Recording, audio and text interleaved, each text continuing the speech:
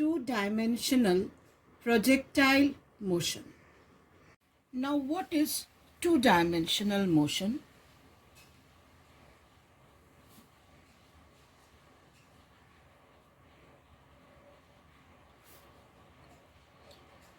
And what is the difference between one-dimensional motion and two-dimensional motion? In one-dimensional motion, children, we had only one coordinate changing with time. But in two-dimensional motion, say this is your x and this is your y. Both the dimensions are changing with time. Say you have a body moving along this path where x and y both are changing. Now here, how do we get the displacement, velocity and acceleration? Remember, in one-dimensional motion we had s is equal to ut plus half at square, v equal to u plus at, v square equal to u square plus 2as. Now here, how do we find the displacement? Say for example, the particle moves from a point A to a point B. Now when it moves from point A to point B, the position vector of A is this one.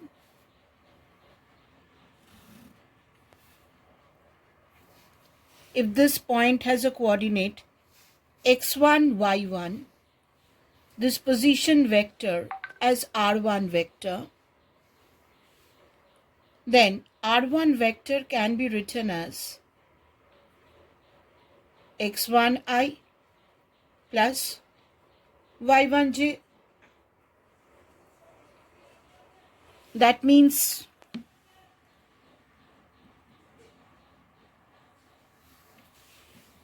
this point is my x1. So this is x1i and this is y1j.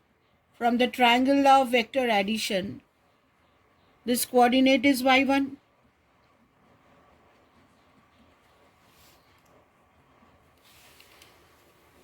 Now the particle moves to a point B. Let this coordinate be x2, y2. My new position vector is now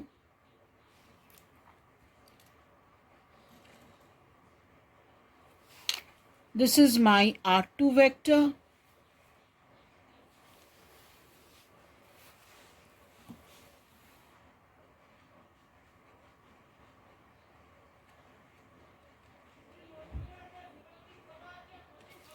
This point is x2. So this vector is x2i, and say this vector is y2. This point is y2. So this is y2 and this vector is y2j. Then from the triangle law of vector addition I can write r2 vector is x2i plus y2j. R2 vector is x2i plus y2j vector. Now we have to find the displacement vector. What is my displacement vector? Displacement vector is particle moves from A to B. So if you join these 2 points,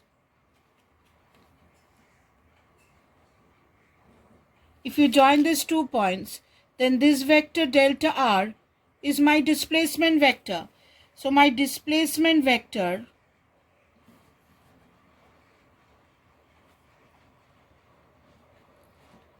is delta r. I have to find out delta r.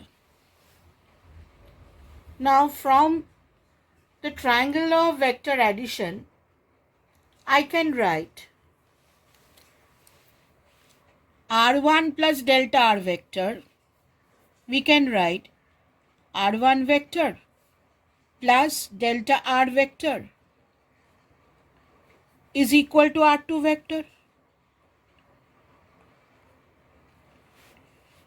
Therefore, my displacement vector delta r is r2 vector minus r1 vector.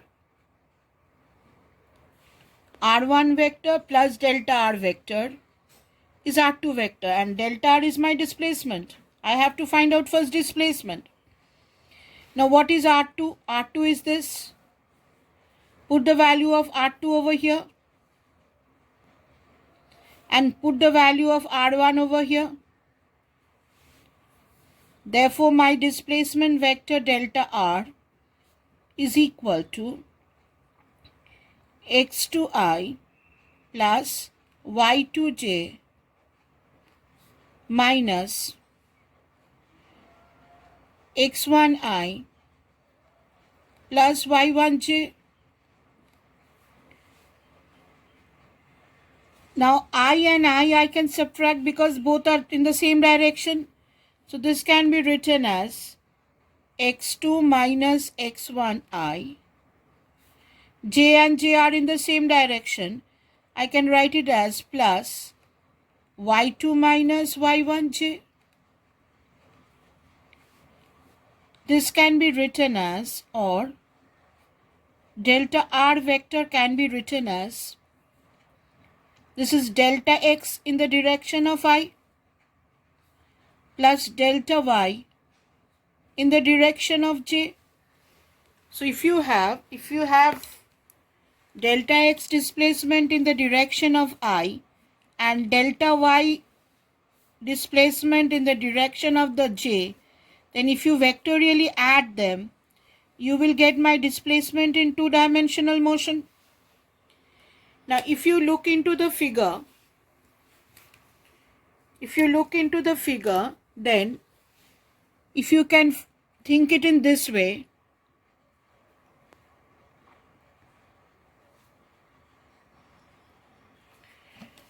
now this is x2, this is x1, so delta x is x2 minus x1.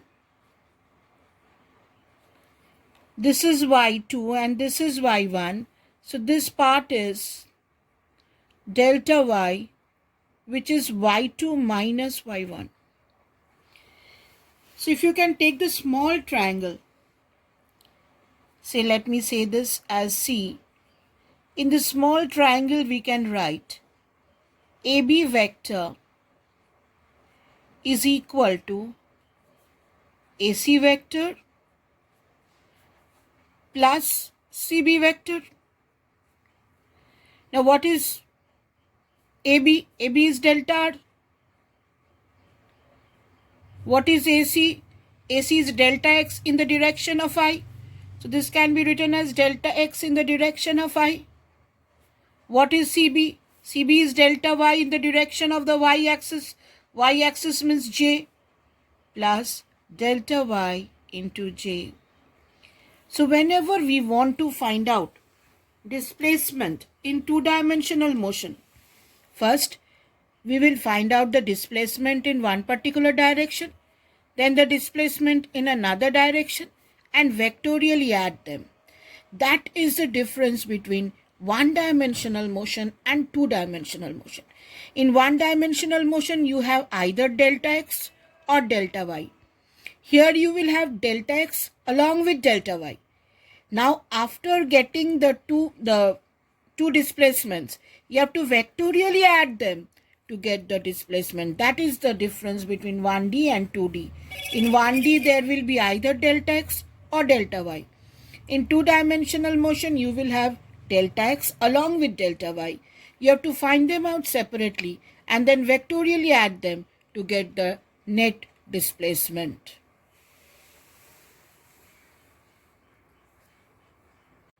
In two-dimensional motion, if we want to find the velocity at any point,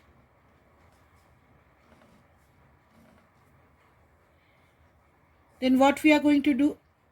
From this, we know velocity is limit delta t tending to 0, delta r by delta t, rate of change of displacement. So this is equal to limit delta t tending to 0, delta xi plus delta yj divided by delta t. This can be written as limit delta t tending to 0, delta x by delta t in the direction of I plus limit delta t tending to 0, delta y by delta t in the direction of j. Now this can be written as Vx because it is dx by dt. Similarly, this can be written as dy by dt, which is Vy. So velocity at any instant can be obtained as velocity along x in the direction of y plus velocity along y in the direction of j. Now, what do you mean by this? And how does it differ from 1D? Say, we have a two-dimensional motion.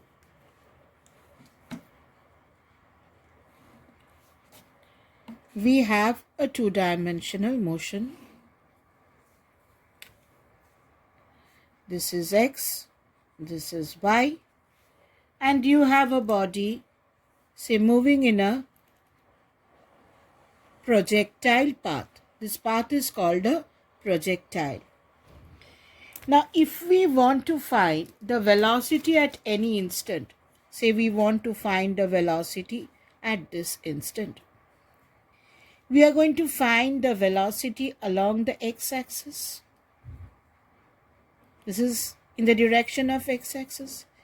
We are going to find the velocity along y-axis. And then we are going to add these two vectorially to get the resultant velocity v. In one-dimensional motion, we either had Vx or Vy. Here we have to find out Vx, we have to find out Vy, and vectorially add them to get the velocity. This is the difference. Now, if you are asked to find the acceleration, same thing. If you differentiate velocity, you get acceleration. So acceleration can be written as acceleration along x-axis in the direction of I plus acceleration along y-axis in the direction of j. We will get two accelerations and then vectorially add them. Now the example of two-dimensional motion which we have to study is projectile motion.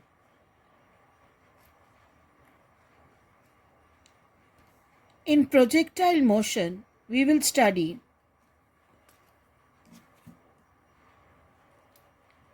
four types of projectile motion.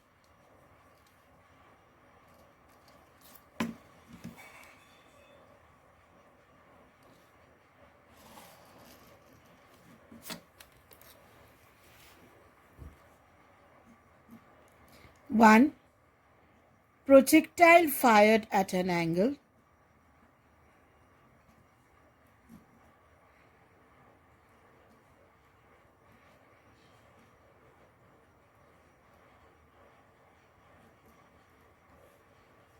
Two, projectile fired horizontally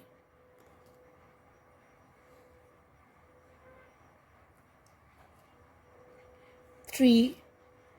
Projectile fired from a tower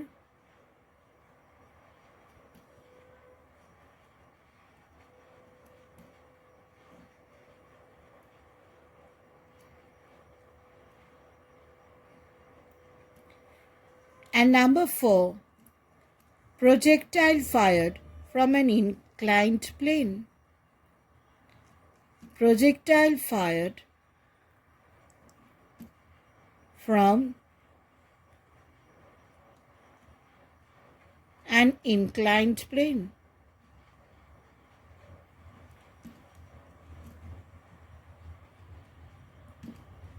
So we are going to deal this one at a time. First, we are going to deal with projectile fired at an angle. So first topic which we are going to do is projectile fired at an angle.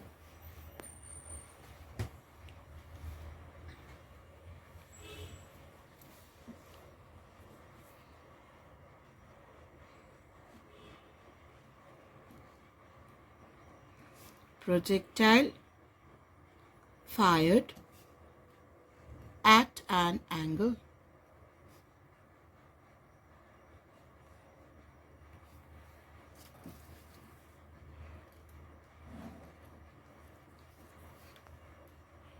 Now let us take the path of the projectile.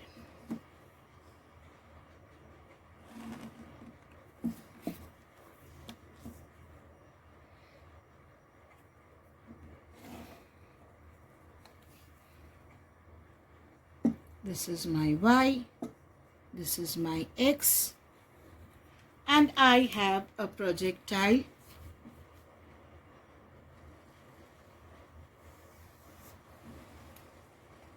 like this. Now projectile is fired at an angle. That means my initial velocity of the projectile is, say, u0. This is my initial velocity and my angle of projection is theta. Now initial velocity can be broken into two components. In this direction it is u0 cos theta, and in this direction it is u0 sin theta. Now points to note over here. In this direction there is no force acting. We are neglecting air friction and other forces. So if force is 0, then acceleration along x-axis is 0. Therefore, initial velocity along x-axis or the velocity along x-axis u0 cos theta remains constant throughout the path.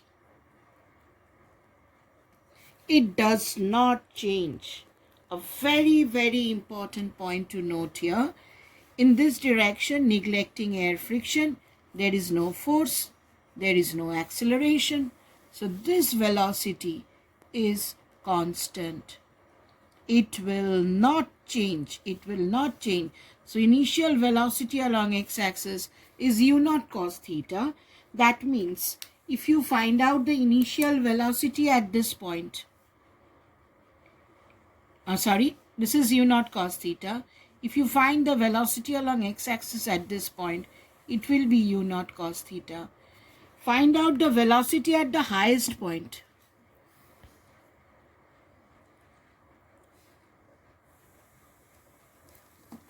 So this h is my maximum height. H is my maximum height of the projectile.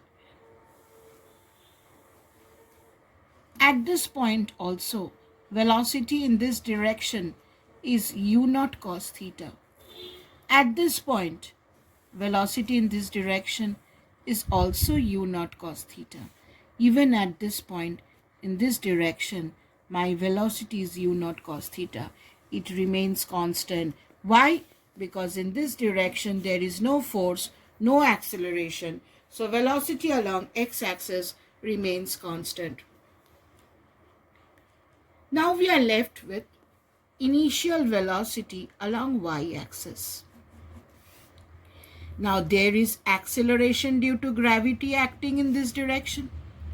So velocity will change with time with the formula Vy is uy minus gt. This will change because there is gravitational force in this direction. As there is gravitational force in the y direction, so this velocity will continuously change, and at the highest point, the velocity along y-axis becomes 0. So at the highest point, my velocity is only along the x-axis. So at this point, the angle between acceleration, which is g, and velocity, this angle becomes 90 degree, because at this point velocity along y-axis turns out to be 0. So there is only velocity along x-axis. There is only velocity along x-axis. Velocity along y-axis is 0. So the angle between velocity and acceleration at the highest point is 90 degree. So a very, very important point to note: at the highest point,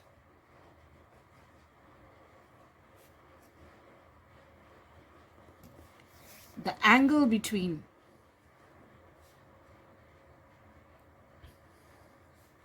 velocity and acceleration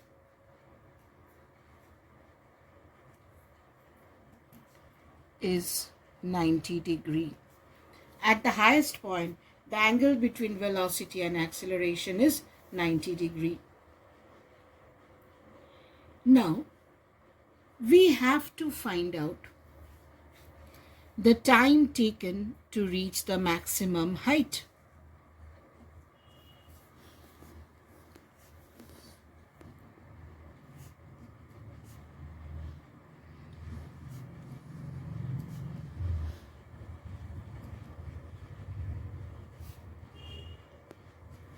We have to find out the time taken to reach the maximum height. Let this time be th. Now at the highest point,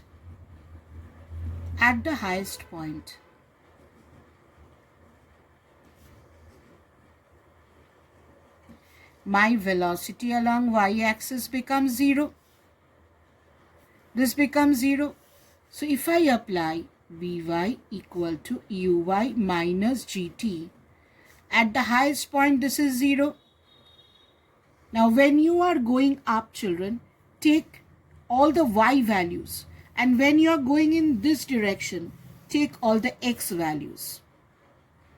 Because x velocities do not have any y components and y velocities do not have any x components. Now since we are finding the time taken to reach the maximum height, take Vy as 0.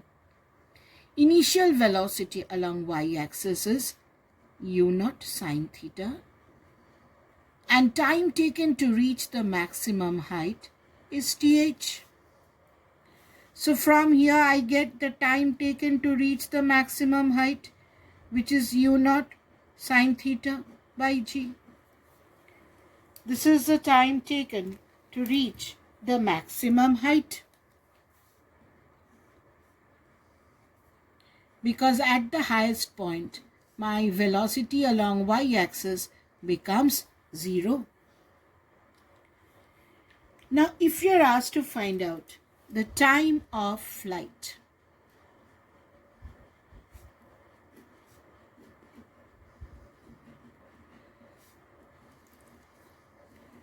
let me write this as capital T. Now, what is the time of flight? It is the total time the projectile takes. Now we know time to go up equal to time to come down. And we know the time taken to go up, that is th. So time of flight, total time, will be twice th.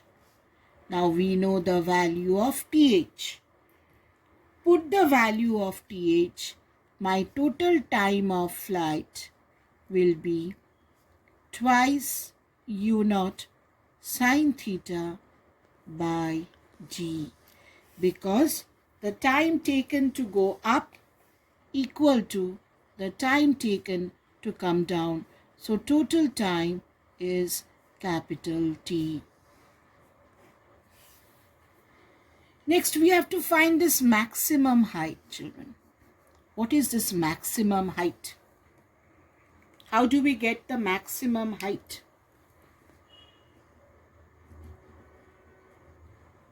Maximum height.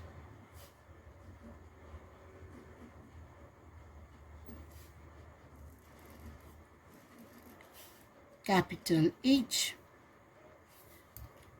Now, if we apply the formula, here if we apply the formula Vy square equal to Uy square minus twice GH, at the highest point, this velocity is 0.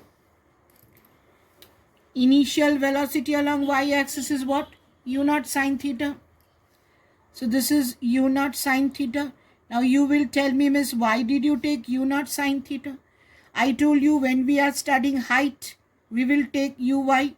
And when we are studying x-axis movement, we will take u naught cos theta.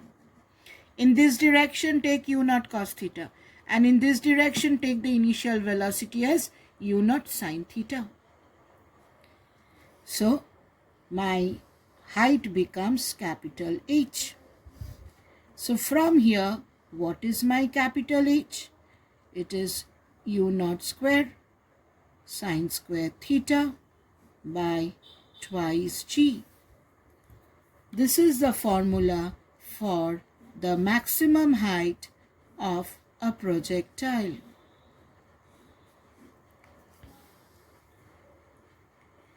Now we go to the range of a projectile.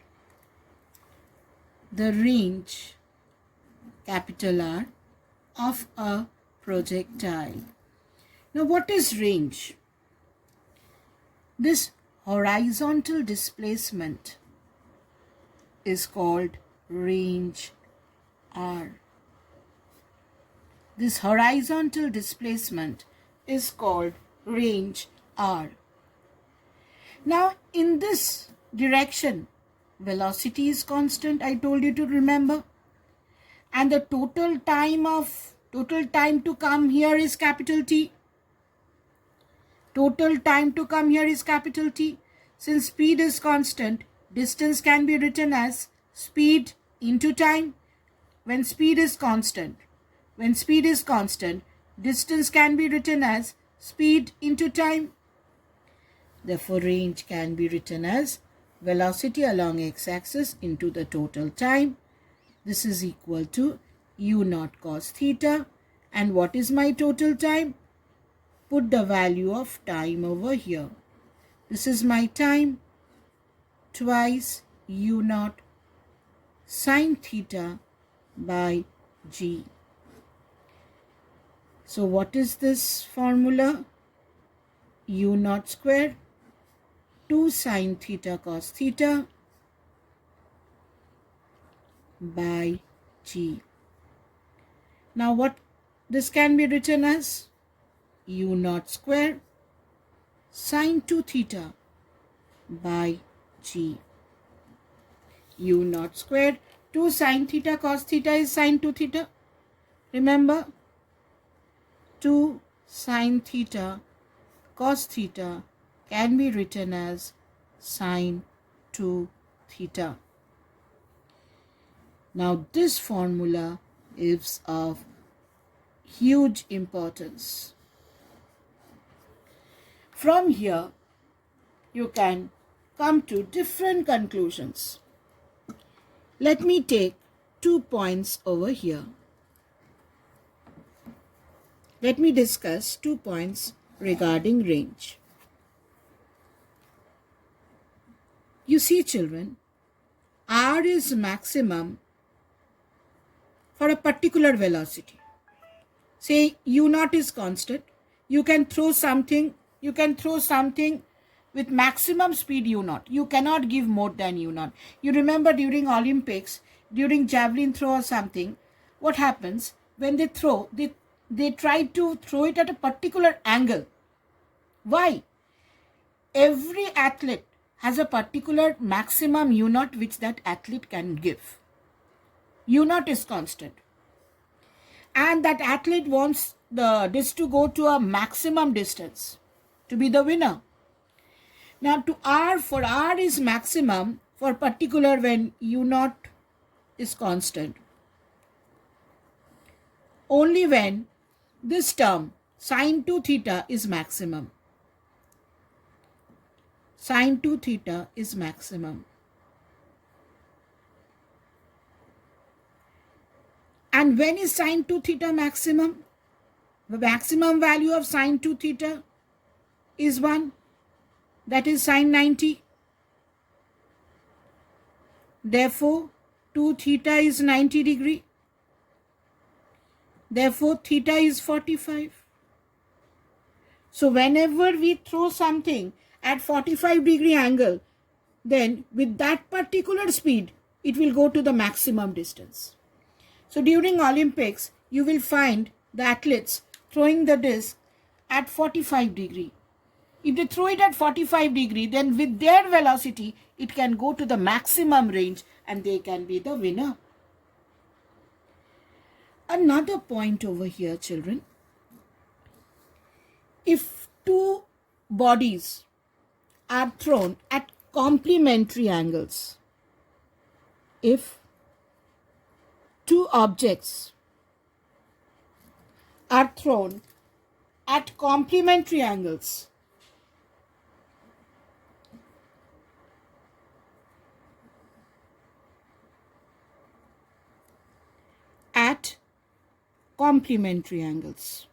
what happens?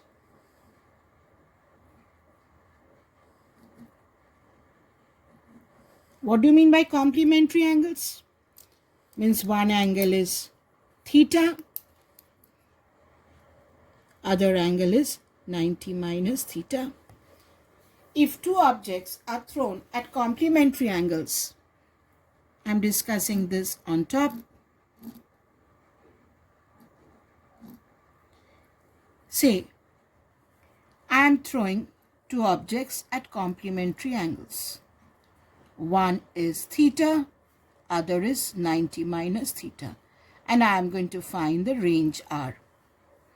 What is the formula for range? U naught square sine 2 theta by g.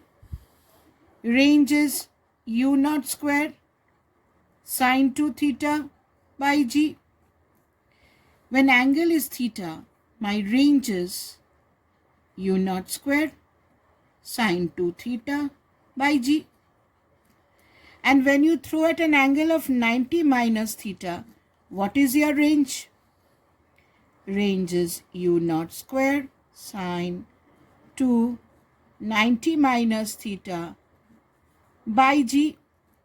So what is my range? Range is u naught square sine of 180 degree minus 2 theta by g. Now what is 180 minus 2 theta? 180 minus 2 theta is sine 2 theta. So range becomes u naught square sine 2 theta by g. 180 minus 2 theta is sine 2 theta. So the range, here the range was u naught square sine 2 theta by g. Here it is also u naught square sine 2 theta by g. So if you have two projectiles fired at complementary angles, what happens?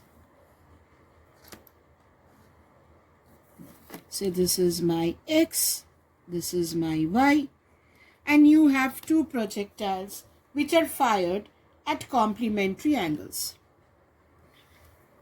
Say one projectile comes over here.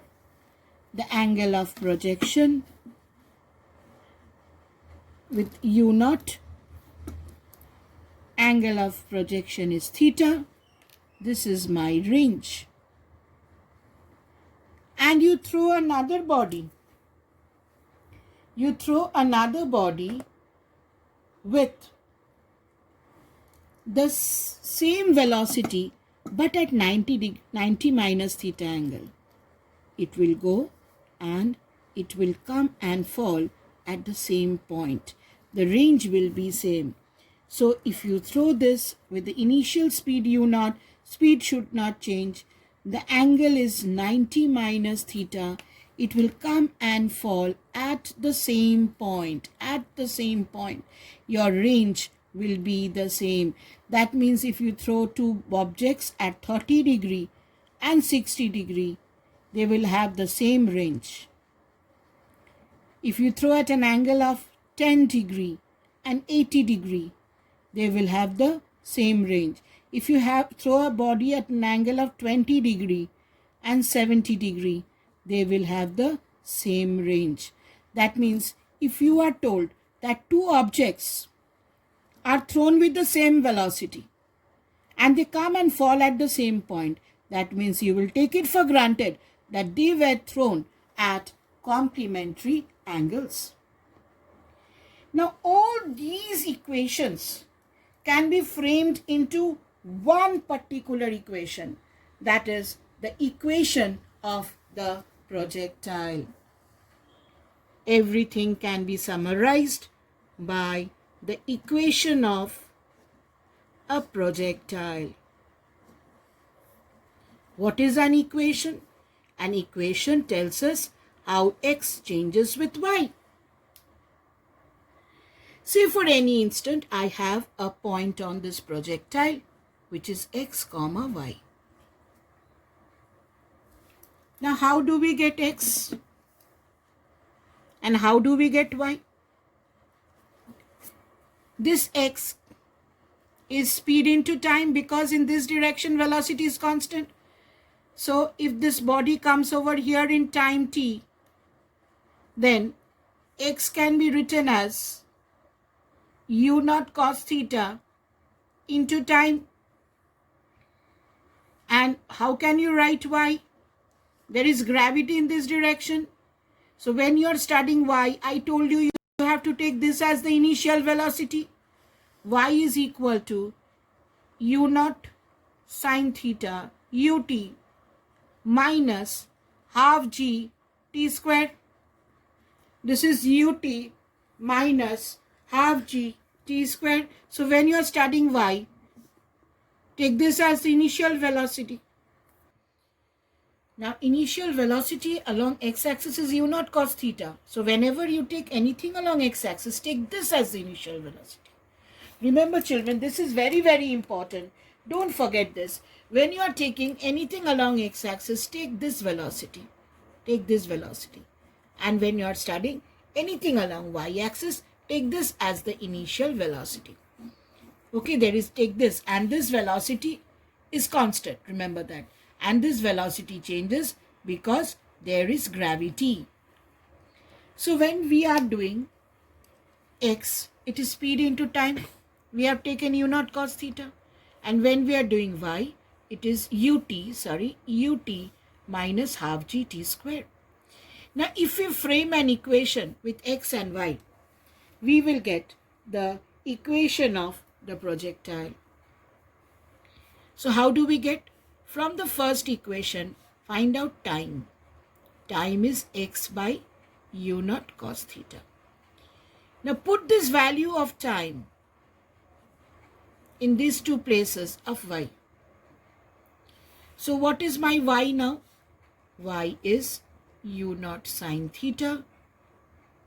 Put the value of t as x by u naught cos theta. Ut minus half g t square. What is t? X by u naught cos theta whole square. So this u naught cancels. y becomes x tan theta minus half g x square by u naught square cos square theta. This is very, very important, children. This is the equation of the projectile. Now in projectile, if this is degree 1, this has a degree 1.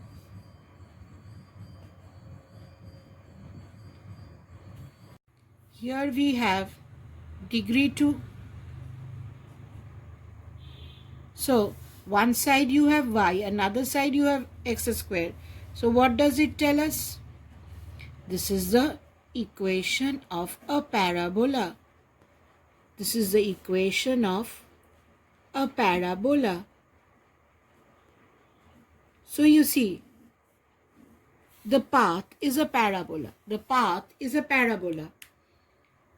Now let us check whether this equation of the trajectory is correct.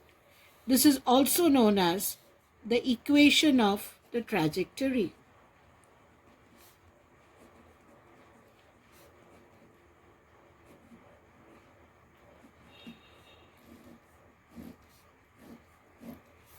Now let us check whether this equation is correct. Let us write this equation over here. Y is equal to x tan theta minus half g x square by u naught square cos square theta. Now if we put x as the range,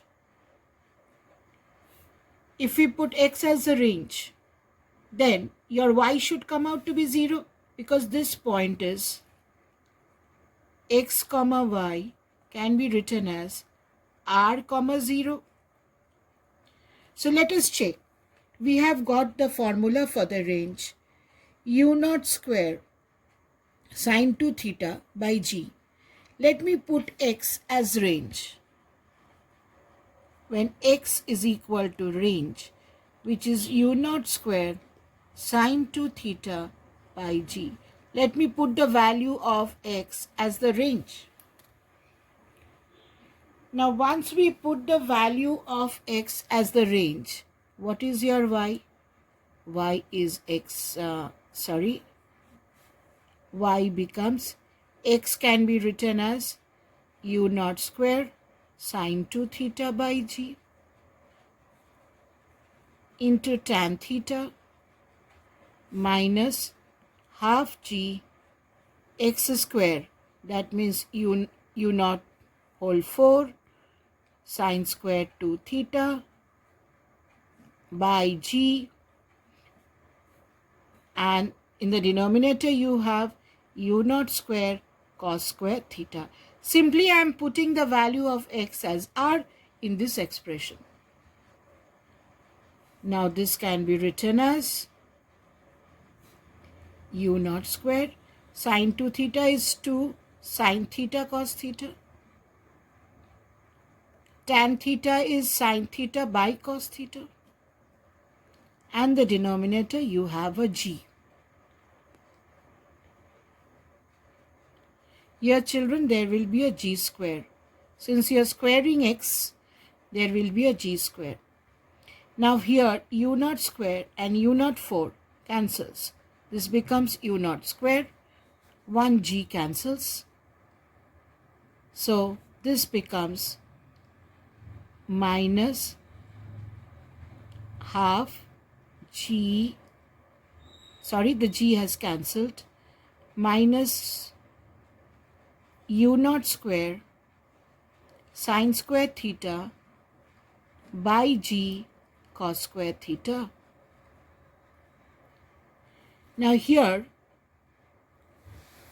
the cos theta cancels. So you are left with twice u naught square sine square theta by g, and here we had a cos square theta also children, and a 4. Why? Because when you do x square.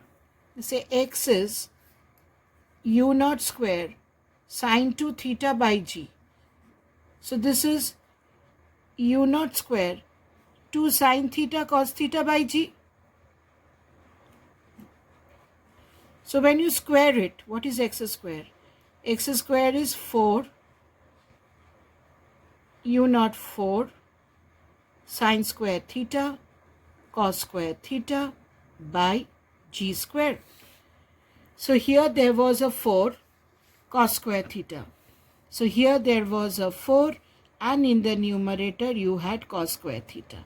So cos square theta cancels. 2 and 4 becomes 2.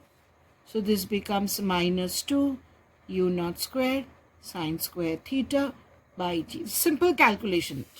Nothing else. In this formula, in just the equation of the trajectory, we are putting x as r. Just you can solve it by yourself. R you know. Put the value of r. Here make sure this is x square. So square. When you square, this 2 becomes 4. There is a sine square theta, cos square theta and g square. So everything cancels. So what is my y now? Y comes out to be 0. So when x is r, my y is 0. So my formula is correct. If you put x equal to r by 2, in this expression, if you put x equal to r by 2, what is r by 2? This is r by 2. What do you expect your y to be? Your y will be h. What is h? H is the maximum height. You can try it yourself. Put the value of x as r by 2. Then you will find y coming out to be h. So if we come to the starting point, in two-dimensional motion, displacement is a vector sum of displacement along x and displacement along y. Velocity is a vector sum of velocity along x and velocity along y. Similarly, acceleration will be the vector sum of acceleration along x and acceleration along y. Now we have to study 4 types of projectile motion. In today's lecture, we will be discussing only one, and these 3 I will be discussing in the next lecture. Now projectile fired at an angle. Now when you talk about projectile fired at an angle, this initial velocity is u naught. It can be broken into 2 components, u naught cos theta, u naught sin theta. Initial velocity along x-axis u naught cos theta is constant because there is no force acting in this direction, neglecting air friction. As there is no force, there is no acceleration and velocity in the x direction remains constant.